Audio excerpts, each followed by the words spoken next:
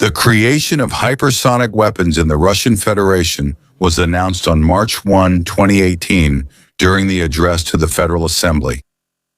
They spoke about a new, unparalleled superweapon in the world, the Kinzhal missile system. Supposedly, this hypersonic missile can maneuver at all stages of flight, and it is guaranteed to be impossible to intercept not only with existing air and missile defense systems, but also with future ones. And this scare story was accompanied by a cartoon showing the destruction of a naval target and a threat that it could be fitted with a nuclear warhead. At the same time, the missile, flying at a hypersonic speed 10 times the speed of sound, also maneuvers at all stages of its flight path. This also allows it to reliably overcome all existing and, I believe, future air and missile defense systems, delivering nuclear and conventional warheads to a range of over 2,000 kilometers. We called this system Kinzhal. On May 4, 2023, a little over a year into the war with Ukraine, the American Patriot air defense system shot down a supposedly hypersonic missile of the Russian Federation for the first time. And already on the night of May 16 and June 16, during massive missile strikes by the Russian Federation on Kiev, 12 Kinzhal missiles in particular were used. All the so-called hypersonic missiles were destroyed in the airspace around Kiev. Later, it became known that 3 scientists from the Novosibirsk Institute of Theoretical and Applied Mechanics were arrested in the Federation for treason. Doctor of Technical Sciences Valery Zvyagintsev, ITAM Director Alexander Shiplyk, and Chief Research Scientist Anatoly Maslov, who developed the Russian hypersonic missiles 9S7 7760, and according to some sources, Kh-47M2 Kinzhal. In total, 16 people from the Siberian branch of the Russian Academy of Sciences have been prosecuted, including the former head, RAS academician Alexander Asiev. Most likely the ruler realized that he had been tricked like a fool and made to look bad once again, since the Kinzhal is not actually a hypersonic weapon. But using the tried and tested methods from Stalin's era, the scientists were arrested and accused of espionage, with the charge being that they passed data related to hypersonic technologies to China. The scientists now face life imprisonment and may work in a secret research facility. Ukrainian soldiers not only shot down enough Kh-47M2 Kinzhal missiles to destroy the myth of their unprecedented and unmatched capabilities, but also managed to study key parts of the wreckage in detail. The so-called hypersonic Kh-47M2 Kinzhal missiles were supposed to be the trump card of the Russian Federation in the war against NATO, allowing them to break through missile defenses. While the supposedly unmatched characteristics actually conceal fast but solid-fueled missiles with high speeds that are far from hypersonic in the final stages of flight, they are intercepted and shot down by missiles. Patriot PAC-3 with 100% effectiveness. Thanks to this, specialists gained access not only to photographs, but also to all the components of the Kh-47M2 Kinzhal. Externally, the Kinzhal is strikingly similar to the Iskander. In 1988, a project was born in the USSR for a complex that became known as the Iskander. 30 years later, it became one of Russia's main missile systems. The phrase to NATO, "Don't make our Iskanders laugh," became memorable. The Iskander can optionally be equipped with several types of missiles, including a ballistic missile, a simplified export version, and a cruise missile. Let's take a look at the modern basic ballistic version of the Iskander. The 9M723 is a single-stage ballistic missile, weighing about 4.4 to 4.5 tons, with a range of just over 400 kilometers. The missile is guided by several systems, including inertial and satellite navigation, as well as optical and radar homing heads. It can optionally be equipped with various types of warheads in its nose, ranging from conventional fragmentation to penetrating and, of course, nuclear warheads. Externally, it is quite minimalist. The only protruding elements are parts of the gas dynamic control surfaces near the engine nozzle and a set of 4 swept-back fins at the tail. The engine is solid-fueled and provides the missile with the thrust to reach its flight trajectory and accelerate to speeds of about 2,100 meters per second, over 6 Mach. Does this mean that Iskander is a hypersonic missile?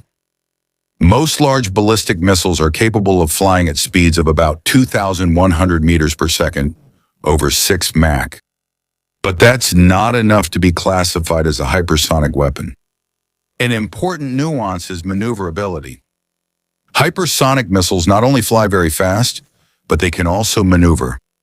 This is an important aspect because ballistic missiles follow simple trajectories, which makes them easier to intercept. Unlike them, hypersonic missiles constantly change course, making it harder to counter them and turning them into extremely dangerous weapons. One might think that if ballistic missiles are given maneuvering capability, they will gain the properties of hypersonic ones.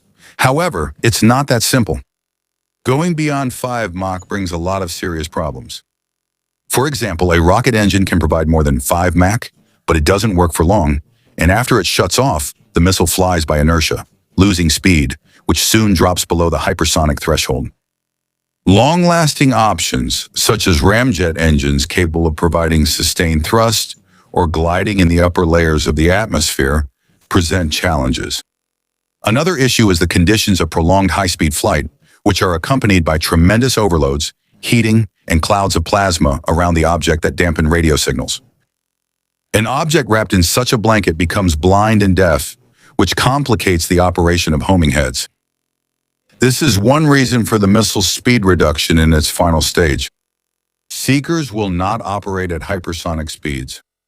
Thus, we can say that Iskander is a serious and very dangerous weapon, but not a hypersonic missile.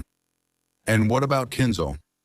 As for the Kinzhal system, the 7760 or Kh-47M2 Kinzhal missile differs in its launch method, as it is launched from an aircraft. In terms of design and size, it is similar to the 9M723-1F missile, which makes sense given the experience with the basic model. However, the differences in how the system is used require changes to be made to the system's design. The external difference lies in the presence of a tapered section with additional fins, which makes the Kinzhal longer. Approximately 7.75 meters compared to 7.73 meters for the Iskander. But this section is just a fairing, necessary to improve aerodynamics while carried under the aircraft, and it separates during launch. The MiG-31 deserves special attention because of its flight speed of 2.5 to 2.8 Mach, that's 2,700 to 3,100 kilometers per hour. With a flight altitude of over 20 kilometers and a maximum takeoff weight of 40 to 46 tons. The MiG-31 is a heavy, high-speed aircraft. The carrier-designated MiG-31K is a modification of the production MiG-31B. The modification is not radical, but it is significant. Some of the onboard equipment and the radar system were replaced. The weapon systems were also replaced. The air-to-air missiles were replaced by a single air-to-ground missile, which was mounted under the fuselage after modifying and reinforcing the pylon. At the first stage, the aircraft carrying the missile takes off and reaches its launch position up to 700 kilometers away. The MiG-31 is combat radius. At the launch stage, the aircraft can climb to an altitude of about 15 kilometers and accelerate to speeds of around 2,100 to 2,400 kilometers per hour, which is more than twice the speed of sound. These aren't the MiG's maximum capabilities, but payload size and weight greatly limit its performance. When launched, the missile is released from the carrier, after which the tail fairing separates. The missile's further flight is similar to that of the Iskander. After the fairing separates, the solid fuel engines should ignite, accelerating the missile to hypersonic speeds of Mach 5 or higher. Various sources even claim Mach 10 or Mach 12. The engines are the main part of the Kh-47M2 Kinzhal. The solid fuel engines accelerate only the missile itself to this speed, and after the fuel is spent, it begins to slow down due to air resistance. This occurs even while flying in the thin atmosphere at around 40 kilometers altitude. The steering mechanism that lets the missile maneuver is also in this compartment. In the nose section, there is the warhead and an equipment unit with power supply, control, and navigation systems. The warhead is the same in all recorded cases. The warhead contains 150 kilograms of oxygen, which is equivalent to 240 kilograms of TNT explosive. The warhead does not have a contact fuse. It is activated by safety and triggering mechanisms located around the active radar seeker of the missile. The operating principle of such active radar homing heads is to compare the radar signature of the target area with a preset reference image. So, is the Kinzhal actually hypersonic? When flying outside the atmosphere, the speed is at its maximum, but a significant part of the route is purely ballistic. In the scenario with atmospheric flight, the missile can always maneuver, but hypersonic speed is lost rather quickly. Kinzhal is quite an advanced and decent air-launched ballistic missile. However, you shouldn't view it as a true hypersonic missile. The hypersonic label may have been given by political technologists and PR specialists. System operators and creators know what their products can do and don't argue with advertisers. Iskanders and Kinzhal are weapons for precision use. Destroying some shelter with a machine gun or even hitting an artillery piece with a missile that costs as much as a decent airplane is outright wasteful. A situation where dozens of MiGs launch Kinzhals in a salvo is unlikely. Launching a Kinzhal requires significant modification of the carrier aircraft. As a high-precision weapon for destroying local targets, classic cruise missiles or even drones look much more optimal. Maybe they don't fly as fast or explode as loudly, but they're much simpler, more versatile, and cheaper. The second problem concerns not only the Kinzhal, but actually all high-precision weapons. To accurately hit the target, the missile must have all the data about it. Target designation is managed by reconnaissance aircraft, UAVs, and satellites. Their number is small. It's one thing when we're talking about a stationary target, but it's a different story if the target is mobile. Then it's useless to engage it. Another drawback of the concept is that the Kinzhal on the MiG-31 doesn't add a bomber role to its interceptor role. It replaces it.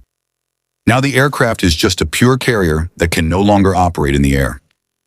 Plus, the MiG-31 is no longer in production.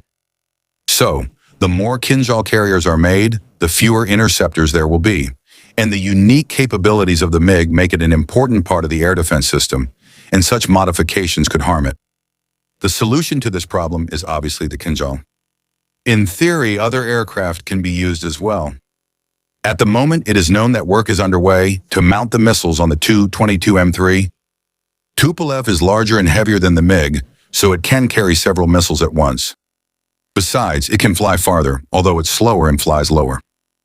The flight characteristics of the missile in question are likely to be more modest. The same applies to other aircraft, and the question of how easily they can be adapted for the Kinzhal and how effective they will be as first stages should be considered individually.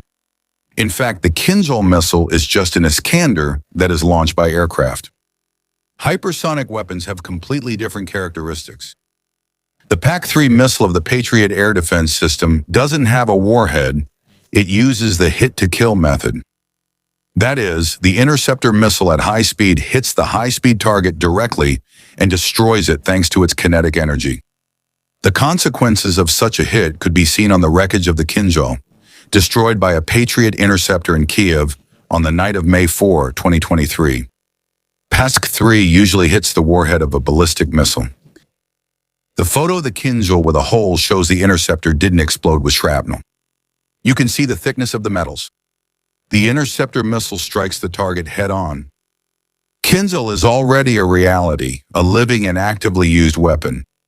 Although this missile did not become hypersonic, it definitely started the race for hypersonic technology.